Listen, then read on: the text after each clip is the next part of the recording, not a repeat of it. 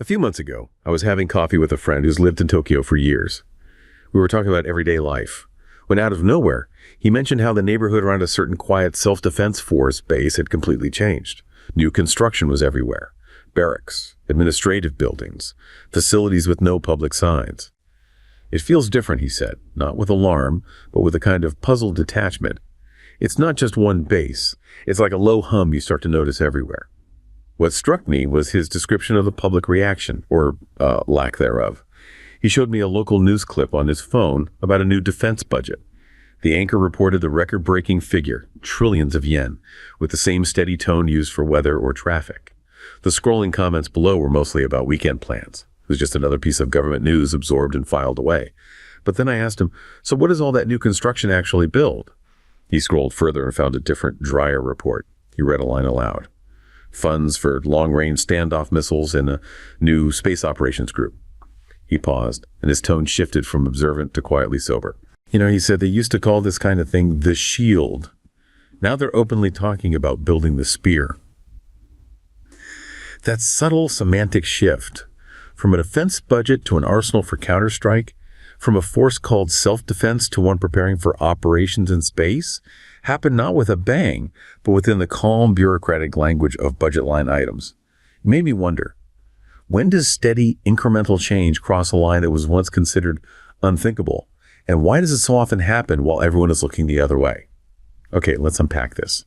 Our mission for this deep dive is to trace Japan's fundamental security shift moving past its post-war pacifist posture to acquiring counterstrike capabilities and analyze how this profoundly impacts the regional security dynamics of Southeast Asia. We're talking nations like Vietnam, Indonesia, and Malaysia.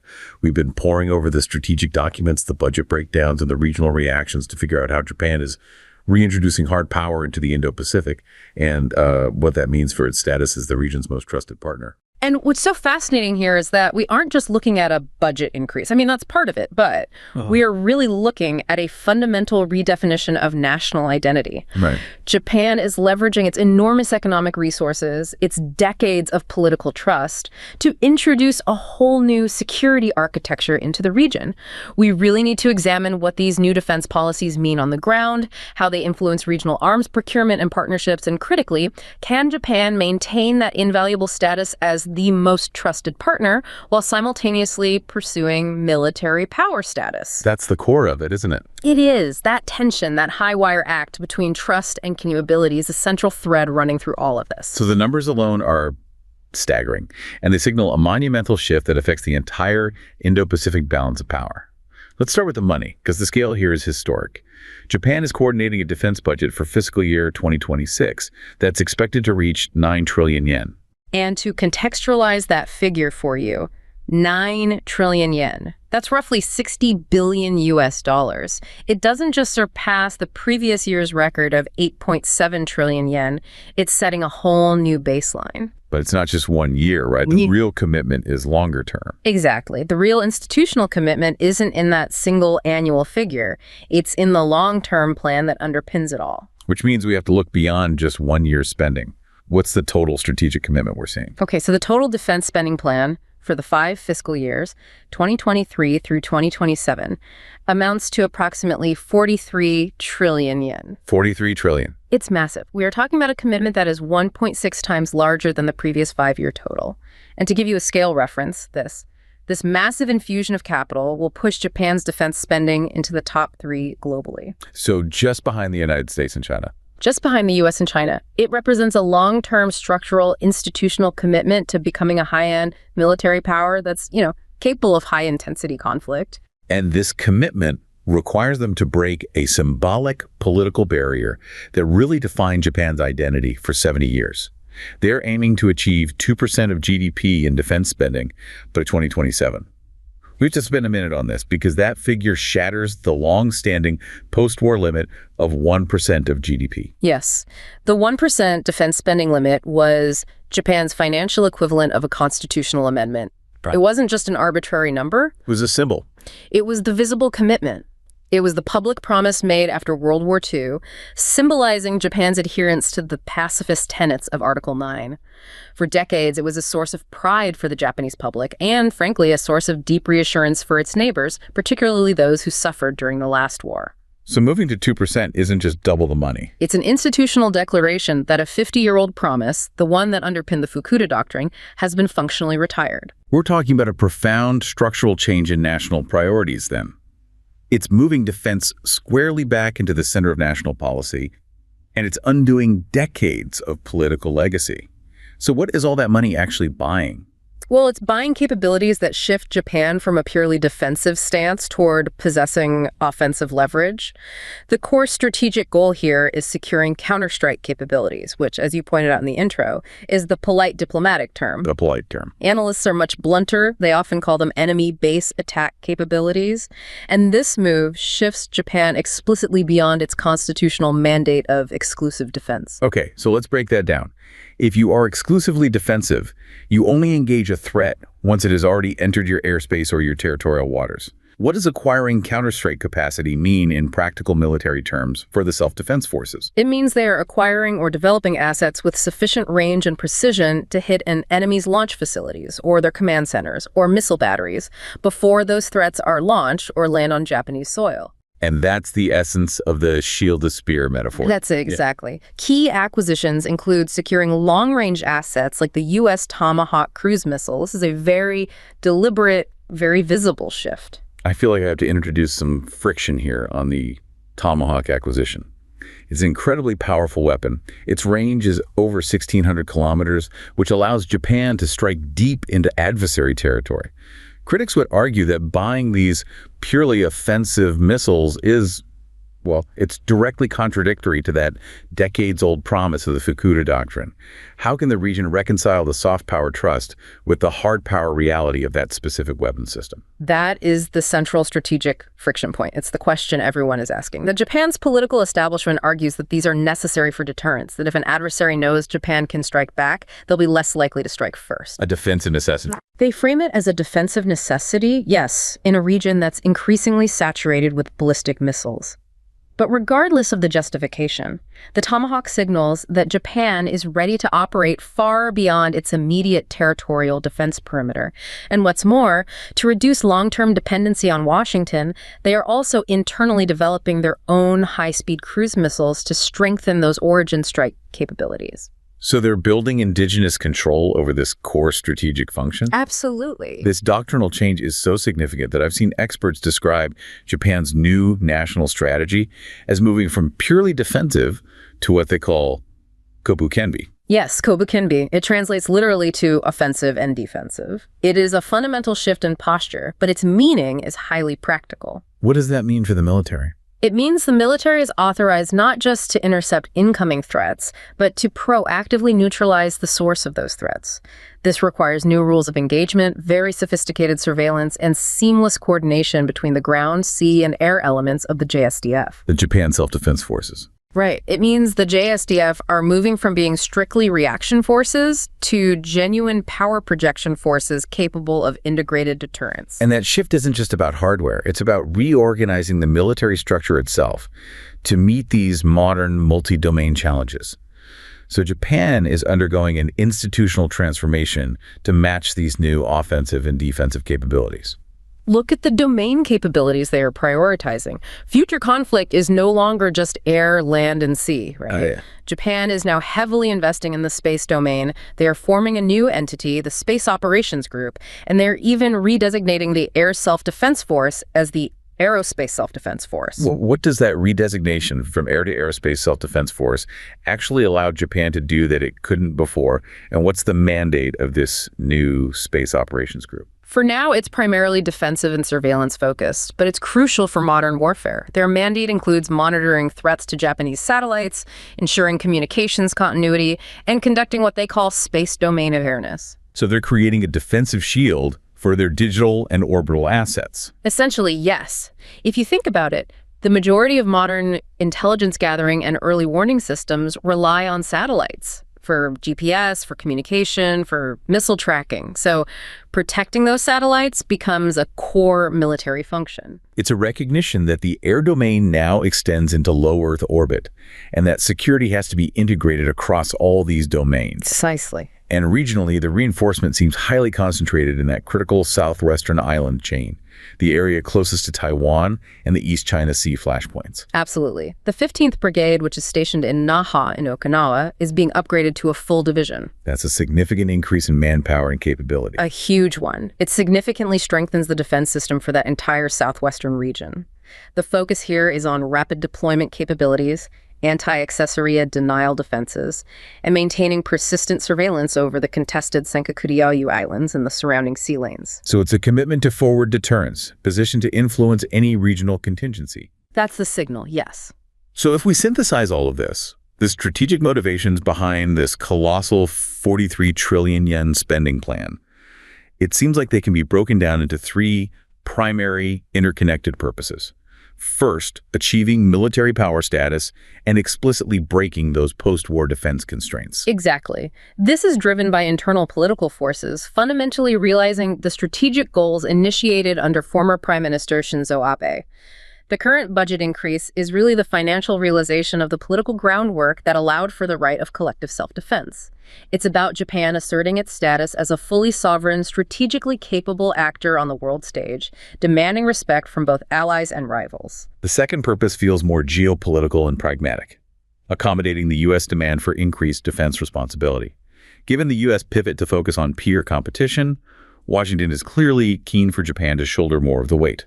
And that desire manifests directly in the budget itself. Critics would say that the sheer volume of U.S. procurement, the Tomahawk missiles, potentially F-35 components, means Japan is outsourcing a significant chunk of its strategic decisions to Washington. An interesting point. Now, Japan argues it enhances interoperability, but the reality is that this high level of procurement satisfies Washington's demand for cost sharing and ensures tight alignment, making the U.S.-Japan alliance the bedrock of this entire pivot. And finally, the third purpose, which really underpins the immediate regional security context, is to serve as a strategic constraint against China. This is the most visible driver. By boosting deterrence, acquiring that counterstrike capability, and concentrating forces in the Southwest, Japan is responding directly to what it perceives as an increasingly assertive China.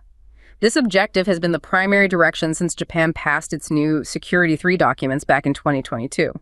The entire pivot is fundamentally framed around establishing a credible counterbalancing force in the East and South China Seas. Okay, so the internal pivot is undeniable.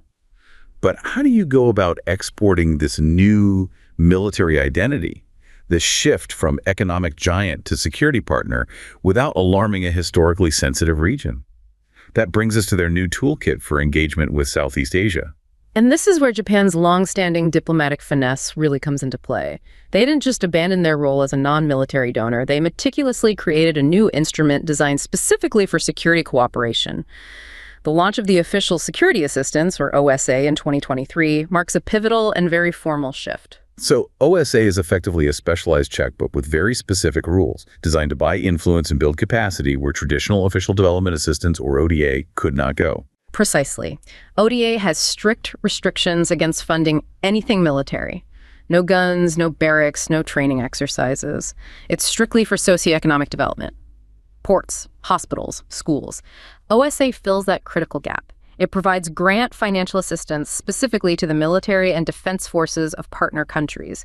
And this is crucial because it's designed explicitly to enhance defense capabilities for activities not directly associated with international conflict.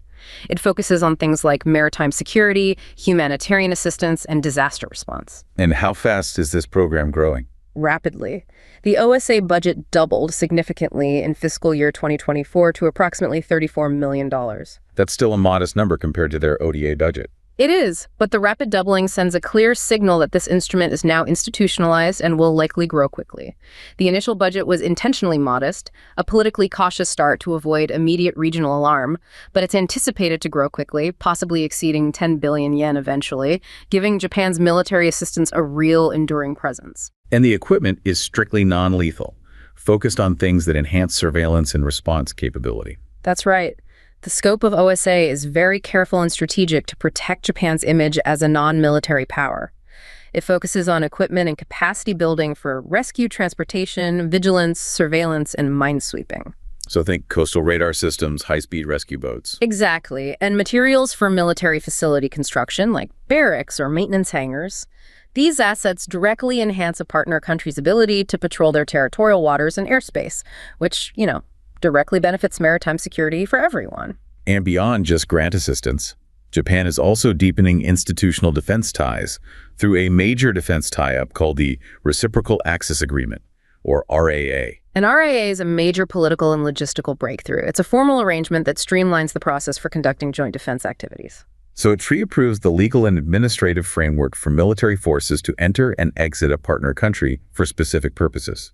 In essence, yes. Things like enhanced troop interoperability, large-scale joint exercises, or rapid disaster relief coordination. Why is an RAA such a political breakthrough for Japan and Southeast Asia? For Japan, securing an RAA is critical because it dramatically reduces the political and bureaucratic friction involved in sending the self-defense forces overseas. It shows a mutual commitment to deeper military ties. And its signing with the Philippines, making it Japan's first Southeast Asian RAA partner, cements a deep strategic security presence in a very volatile region. And this is only their third RAA ever, right? After Australia and the UK. That's right, which highlights the immense strategic importance they place on the Philippines as a frontline state. Let's connect these policies, the OSA and the RAA, to the broader strategic framework. These initiatives are fundamentally driven by Japan's updated New Plan for a Free and Open Indo-Pacific, or FOIP. Right, the FOIP has evolved since 2016, but the latest update places an explicit focus on the fourth pillar, securing maritime routes and safeguarding public domains. Which directly translates into enhancing maritime security and law enforcement capabilities in Southeast Asia. Which is why OSA funding is so heavily focused on coastal defense equipment.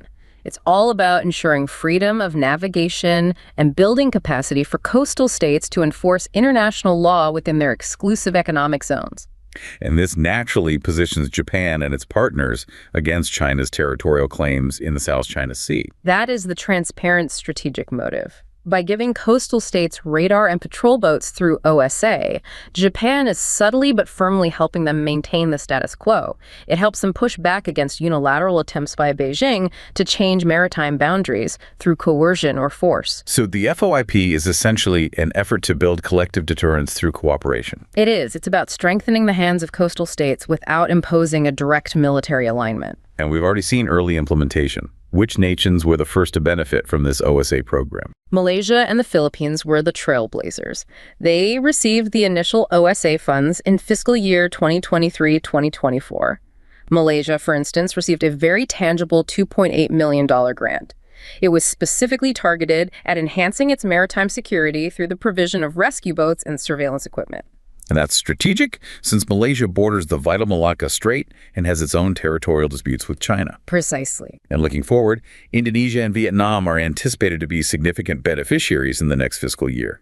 We saw a clear move in early 2025 when Japan and Indonesia pledged deeper defense ties. That meeting in January 2025 between Japanese Prime Minister Shigeru Ishiba and Indonesian President Prabowo Subianto in Jakarta, that was pivotal. They explicitly agreed to launch discussions between their defense officials regarding maritime security and defense equipment technology cooperation. And Indonesia, as the largest economy and strategic anchor in ASEAN, is a crucial partner. A critical partner. Securing deeper ties there indicates a trajectory for rapid OSA expansion into the very core of Southeast Asia. Furthermore, Japan's regional security role is set to grow institutionally. They're co-chairing the ADM Plus Experts Working Group on Maritime Security with the Philippines from 2024 to 2027.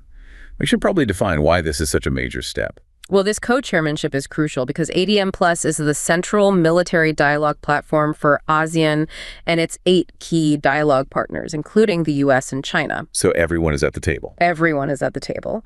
And co-chairing the Maritime Security Group allows Japan and the Philippines to directly influence and set the agenda for one of the region's most volatile security issues, how to manage conflicts and ensure safety on the seas. It grants Japan considerable formal influence within ASEAN-led frameworks, cementing its status as a key security shaper. So the toolkit is deployed, but accepting this Japanese assistance It involves a profound geopolitical calculus for the recipient nations, doesn't it? For Southeast Asian countries caught between major global powers, taking Japanese security money forces them to question their long-held foreign policy principles. It absolutely pushes against the historical norm of neutrality.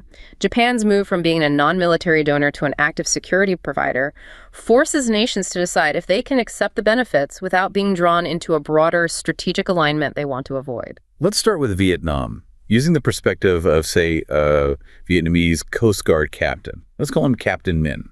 He's looking at the schematics for new Japanese patrol vessels and advanced coastal radar systems. This feels like a perfect example of pragmatic tension. It is. For Captain Min, the Japanese equipment is tangible. It improves his ability to patrol the disputed waters off Damang, giving him better eyes on the water and a clear technological edge against those gray zone incursions in the South China Sea. He appreciates the capacity boost. However, he's also reading the news about Japan's domestic pivot, that 9 trillion yen budget, the long-range missiles for counterstrike. For Vietnam, a militarily robust Japan is undeniably a double-edged sword. How does that balance play out in Hanoi's strategic thinking? What's the upside and what's the risk? On the upside, a stronger Japan acts as a crucial northern counterweight. It could potentially draw strategic pressure away from the South China Sea waters. Vietnam needs that credible counterbalance capacity against Beijing. So Japan's buildup in Okinawa actually helps Vietnam. It does. Japan's concentration of forces there and its focus on the East China Sea compels China to dedicate resources northward, which offers Vietnam a measure of strategic relief in the south. The new radar tech helps Vietnam locally, while Japan's strategic pivot helps them regionally. And the risk? The risk is entanglement. The shift from Japan's constitutional shield to a capable spear forces them to ask, are we accepting military assistance only to become part of a larger U.S.-led strategic formation? Are we signing up for a war we haven't declared against our powerful neighbor? Right. Hanoi is deeply committed to non-alignment.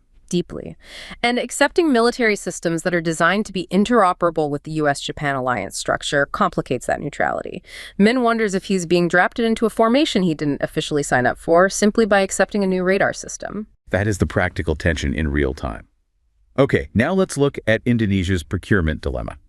We can frame this through the story of an official in Jakarta. Let's call him Suryo.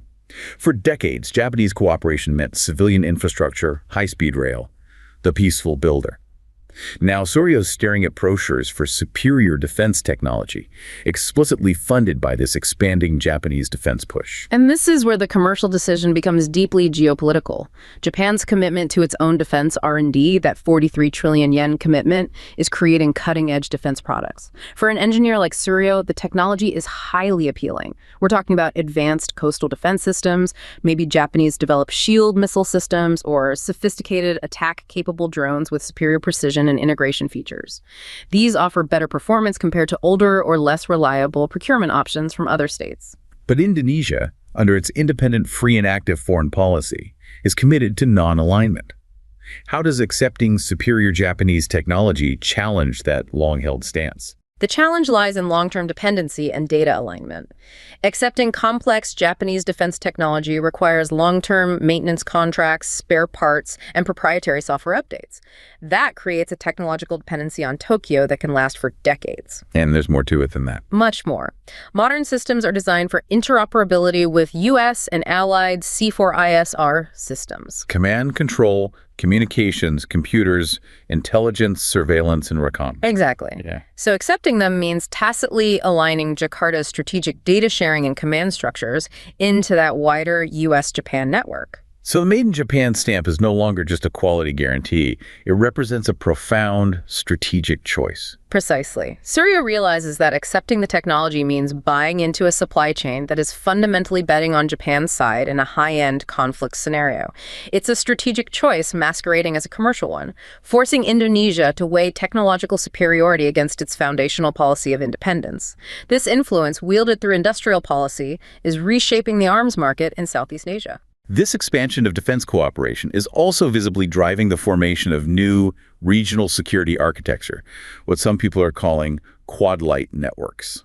Japan is strategically positioned to act as a crucial bridge between the formal Quad the US, Australia, India, and ASEAN. The goal of these Quad-like configurations is flexibility and practicality.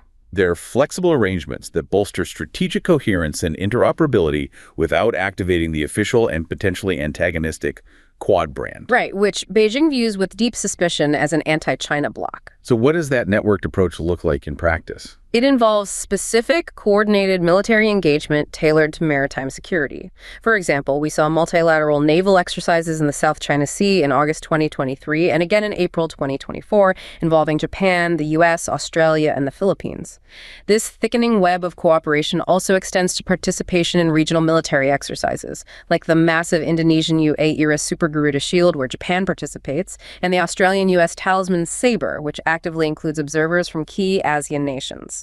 And these flexible, functional arrangements are highly beneficial for regional stability and deterrence because they build norms of cooperation and increase interoperability among like-minded partners without requiring a formal, politically charged treaty obligation. And China has taken keen notice. Beijing is explicitly aware of these thickening linkages between Quad countries and ASEAN states and formally opposes the practice of bloc parties by relevant countries. The fact that Beijing protests these arrangements suggests they're having the desired deterrent effect. It suggests they're showing a unified, capable response based on adherence to international maritime law. Beyond equipment grants and joint exercises, Japan's new security tools, particularly OSA, are also being leveraged for military infrastructure assistance, which is a key physical expression of this new strategy. This is a crucial, underappreciated element of OSA. It allows Japan to provide assistance for building or repairing military-civilian dual-use airports and seaports, and carrying out construction or repair of military facilities and barracks infrastructure development that ODA could never touch. So this is strategic construction. Deeply strategic. It aims to improve logistics and sustainment capabilities for partners. And how does this manifest, particularly in a key RAA partner like the Philippines? In the Philippines, where the U.S. is already enhancing bases under the Enhanced Defense Cooperation Agreement, or EDCA, Japan's infrastructure assistance can be supplementary. By improving dual-use facilities, this assistance can facilitate access for the Japan Self-Defense Forces under the RAA. So it strengthens trilateral deterrence involving the U.S., Japan, and the Philippines, creating a more resilient strategic front. That's the idea. Wait, so they are not only providing grant money, but potentially having JSDF engineers shoulder to shoulder with the Philippines military to build these facilities. That radically changes the definition of aid, doesn't it? It sounds less like a grant and more like codependency. That's the strategic innovation. Rather than consigning the work entirely to external contractors, one option being considered is for the Japan Self-Defense Forces and the Philippines military to engage in the development and maintenance work jointly. This shoulder-to-shoulder effort, JSDF engineers working alongside Philippine soldiers, cultivates a greater sense of solidarity that goes beyond simple aid. It's practical diplomacy that fosters deep trust and interoperability at the institutional level. It's building political capital alongside physical infrastructure. So we have established that Japan is dramatically increasing its hard power capabilities and projecting that power through new security tools. But the context is everything. What makes this shift so unique is that it is being led by a country that holds tremendous soft power capital in the region. That's the tightrope Japan is walking. Yeah. I mean, Japan is consistently ranked as Southeast Asia's most trusted partner. A 2024 survey showed nearly 59% of respondents expressed confidence in Japan, far surpassing major rivals like the US and China. You cannot overstate the value of that trust in geopolitical negotiations. And this trust capital is built on a foundation that stretches all the way back to 1977 and the Fukuda Doctrine. That doctrine sought to reassure the region that Japan would never again become a military power, instead pledging a heart-to-heart partnership based on shared prosperity and respect. That doctrine formed the bedrock of Japan's political security relations for the subsequent half-century. It really did. And that trust rests on three core pillars, established through years of consistent, often subtle behavior. First, political reliability. Japan is often described as a courteous power, known for its discreet ninja diplomacy. Japan excels at being present but non-confrontational. They respect the ASEAN norms of consensus and non-interference, avoiding the public, confrontational style often adopted by Western powers or the coercive methods used by China. When Japan has political disagreements, they voice concerns discreetly and privately, fostering trust that their motives are pure and not designed to publicly embarrass their partners. They are the quiet facilitator, not the loud lecturer. Second, fair economic practices. Japan actively worked to outgrow the perception of being an economic animal, solely focused on profit. Right. Their history of transparent, non-coercive official development assistance, massive amounts of money invested over decades without imposing political conditions, and significant foreign direct investment cements their reputation for dependability and mutual benefit. They also provide key leadership in trade blocs like the CPTPP, ensuring stability in the global trading environment. This transparency stands in sharp contrast to the debt traps or opaque lending practices sometimes associated with other major powers. And third, cultural understanding. Japan's soft power, pop culture, youth exchanges, technology has thoroughly embedded itself in the region. And this is the emotional layer of trust. It has resulted in an astonishing 89% of Southeast Asians viewing Japan as a peace-loving nation. Pop culture, tourism, and scholarships have transformed old wartime suspicions into familiarity and admiration, making the idea of Japanese military action seem almost unthinkable to a younger generation. This historical foundation is now being rigorously tested by the current pivot. Despite the immense trust, the massive rearmament, and the pursuit of power projection capability, especially the talk of enemy base attack capabilities, it's all happening in a region that still bears deep historical scars. And this is the point of historical anxiety. The rearmament risks history rhyming. The region remembers the last time Japan was a military superpower capable of power projection. This is why the conversation about counterstrike capacity is so sensitive in places like South Korea, China, and parts of Southeast Asia, despite the current positive perception. We can see this tension perfectly illustrated in the dynamic between a young international relations student, we'll call him Hafiz, and an older historian, Dr. Tan, in Kuala Lumpur. Hafiz, the young student, represents the generational shift. He grew up seeing Japan as a modern democratic beacon. He sees its stronger defense as necessary for balancing power against other regional giants and protecting the critical trade routes Malaysia depends on. His perspective is forward-looking and pragmatic. But Dr. Tan, the historian, represents the collective memory. She worries that the sheer scale of the rearmament, combined with unresolved historical issues, risks undermining decades of goodwill. Exactly. She questions whether the new capabilities, the long-range standoff missiles, and the upgrades to the 15th Brigade sound like a benign shield, or rather, an empire waking up. Her perspective forces the question, at what point does deterrence become an existential threat to historical stability? What's remarkable is that despite these profound anxieties, Japan is largely maintaining its positive perception. It is managing to pursue military power status while still being seen as a non-military power and an equal partner. This is where its role as a third option becomes invaluable. Right. Amid this intense U.S.-China rivalry, Japan's value as a credible and appealing third option remains incredibly high. ASEAN countries prioritize strategic autonomy, and Japan offers partnership without the Cold War-style pressure to choose sides. It's the ideal bridge builder.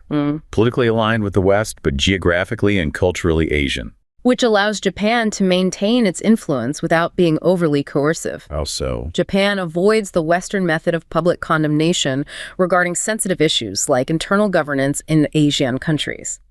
Instead, it prefers to voice concerns discreetly and supports institutional reforms through quiet capacity building, not through public lectures or sanctions. And that discretion is seen by ASEAN as respectful. And realistic, and truly collaborative. It reinforces its role as a trusted partner despite this monumental security pivot. This restrained, principled approach has cemented its influence. Japan is in the best position to act as a bridge between the Quad nations and ASEAN, utilizing its strategic weight to nudge regional security forward. In essence, Japan operates through facilitation, leveraging its extensive trust capital rather than resorting to a strong fist of military coercion. This commitment to non-coercive security engagement, embodied by the transparent and non-lethal nature of OSA and the mutually respectful terms of the RAA, ensures that Southeast Asian countries remain the central actors in their own security. And that is the key factor in maintaining regional trust, even as Japan builds its spear. What we've explored today shows that Japan is currently conducting an incredibly delicate high-wire act, leveraging its tremendous soft power and trust to introduce hard power back into the region. The strategic pivot is undeniable. It's evidenced by the record-breaking 9 trillion yen defense budgets, the breaking of the symbolic 1% GDP limit, and the establishment of counterstrike capabilities. It's fundamentally transforming the military's posture from exclusive defense to offensive defensive, or kobukenbi. Yet simultaneously, Japan is doubling down on its commitment to Southeast Asia through specific, non-coercive tools like OSA and RAA, carefully calibrated to strengthen deterrence and security partnerships without alienating a historically sensitive region. The balance of power in the Indo-Pacific is shifting, but it is doing so through the cautious, pragmatic lens of the region's most trusted partner.